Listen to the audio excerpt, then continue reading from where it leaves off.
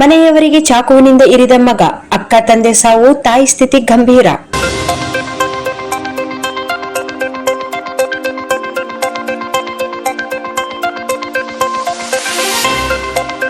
ಮಗನೋರ್ವ ಮಾನಸಿಕ ನಿಯಂತ್ರಣ ಕಳೆದುಕೊಂಡು ತಂದೆ ತಾಯಿ ಸೇರಿದಂತೆ ಕುಟುಂಬಸ್ಥರ ಮೇಲೆಯೇ ಚಾಕುವಿನಿಂದ ದಾಳಿ ಮಾಡಿರುವ ಘಟನೆ ತಾಲೂಕಿನ ಅಯೋಧ್ಯೆ ಗ್ರಾಮದಲ್ಲಿ ಶನಿವಾರ ರಾತ್ರಿ ನಡೆದಿದೆ. ಘಟನೆಯಲ್ಲಿ ಇಬ್ಬರು ಸಾವನ್ನಪ್ಪಿದ್ದು, ಇನ್ನಿಬ್ಬರು ಗಾಯಗೊಂಡಿದ್ದಾರೆ.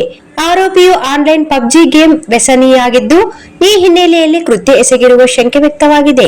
ಪಿಯುಸಿ ಓದುತ್ತಿರುವ ಸಾಯಿ ವೆಂಕಟಮಣಿ 18 ವರ್ಷ ಚಾಕು ಇರಿದಿರುವ ಆರೋಪಿ. ನಿನ್ನೆ ರಾತ್ರಿ 10 ಗಂಟೆಯ ಸುಮಾರಿಗೆ ಈ ಘಟನೆಗೆ ನಡೆದಿದೆ. ಮಗ ಚಾಕುವಿನಿಂದ ತಾಯಿ ಸೌಜನ್ಯ, ಅಕ್ಕ ಪ್ರಗತಿ, ತಂದೆ ವೆಂಕಟನಾಯ್ಡು ಅವರ ಮೇಲೆ ದಾಳಿ ಮಾಡಿ ಬಳಿಕ ತನಗೂ ಇರಿದುಕೊಂಡಿದ್ದಾನೆ ಎಂಬ ಮಾಹಿತಿ ಲಭ್ಯವಾಗಿದೆ. ಇರಿತದ ಪರಿಣಾಮ ತೀವ್ರ ರಕ್ತಸ್ರಾವವಾಗಿ ಅಕ್ಕ ಸ್ಥಳದಲ್ಲಿಯೇ ಮೃತರಾಗಿದ್ದಾರೆ. ತೀವ್ರ ಗಾಯಗೊಂಡಿದ್ದ ತಂದೆಯನ್ನು ಆಸ್ಪತ್ರೆಗೆ ದಾಖಲಿಸಲಾಗಿತ್ತು. ಆದರೆ ಅವರು ಕೂಡ ಚಿಕಿತ್ಸೆ ಫಲಕಾರಿಯಾಗದೆ ಸಾವನ್ನಪ್ಪಿದ್ದಾರೆ.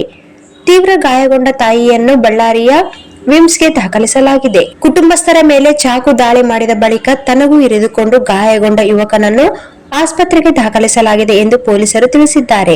ಪೊಲೀಸ್ ವರಿಷ್ಠಾಧಿಕಾರಿ ರಾಮ್ಎಲ್ ಅರಸಿದ್ದಿ ಮಾಹಿತಿ. ಗಂಗಾವತಿ ಗ್ರಾಮೀಣ ಠಾಣಾ ವ್ಯಾಪ್ತಿಯಲ್ಲಿ ಘಟನೆ ನಡೆದಿದೆ. ಘಟನೆಯ ಮಾಹಿತಿ ತಿಳಿಯುತ್ತಿದ್ದಂತೆ ಕೊಪ್ಪಳ ಜಿಲ್ಲಾ ಪೊಲೀಸ್ ವರಿಷ್ಠಾಧಿಕಾರಿ ರಾಮೆಲ್ ಅರಸಿದ್ದಿ, ಡಿವೈಎಸ್ಪಿ, ಗಂಗಾವತಿ ಗ್ರಾಮೀಣ ಠಾಣೆ ಪೊಲೀಸರು ಸ್ಥಳಕ್ಕೆ ಭೇಟಿ ನೀಡಿ ಪರಿಶೀಲಿಸಿದ್ದಾರೆ.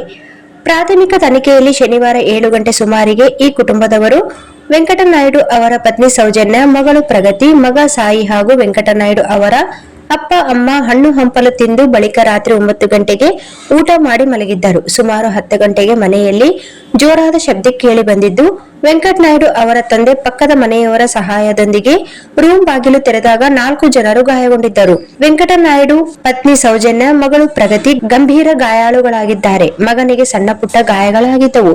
ತಕ್ಷಣ ಗಂಗಾವತಿ ಆಸ್ಪತ್ರೆಗೆ ಕರೆದೊಯ್ದಾಗ ಪ್ರಗತಿ ಸಾವನ್ನಪ್ಪಿದ್ದರು.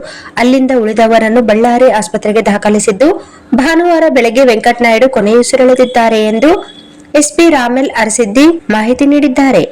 ಗಾಯಾಳುಗಳನ್ನು ವಿಚಾರಿಸಿದಾಗ 4 ಮಲಗಿದ್ದ ಸಂದರ್ಭದಲ್ಲಿ ಏಕಾಏಕಿ ಲೈಟ್ ಆಫ್ ಮಾಡಿ ಕುಟುಂಬದ ಸದಸ್ಯರಲ್ಲೇ ಒಬ್ಬರು ಚಾಕುವಿನಿಂದ ದಾಳಿ ಮಾಡಿದ್ದಾರೆ ಎಂದು ತಿಳಿಸಿದ್ದಾರೆ. ಸದ್ಯ ವೆಂಕಟನಾಯ್ಡು ಅವರ ತಂದೆ ದೂರು ನೀಡಿದ್ದು, ಗಂಗಾವತಿ ಗ್ರಾಮೀಣ ಠಾಣೆಯಲ್ಲಿ ಕೊಲೆ ಪ್ರಕರಣ ದಾಖಲಾಗಿದೆ. ದೂರಿನಲ್ಲಿ ಮೊಮ್ಮಗನ ಮೇಲೆ ಶಂಕೆ ವ್ಯಕ್ತಪಡಿಸಲಾಗಿದೆ ಎಂದು ಪೊಲೀಸ್ ವರಿಷ್ಠಾಧಿಕಾರಿ ರಾಮೆಲ್ ಅರಸಿದ್ದಿ ತಿಳಿಸಿದ್ದಾರೆ.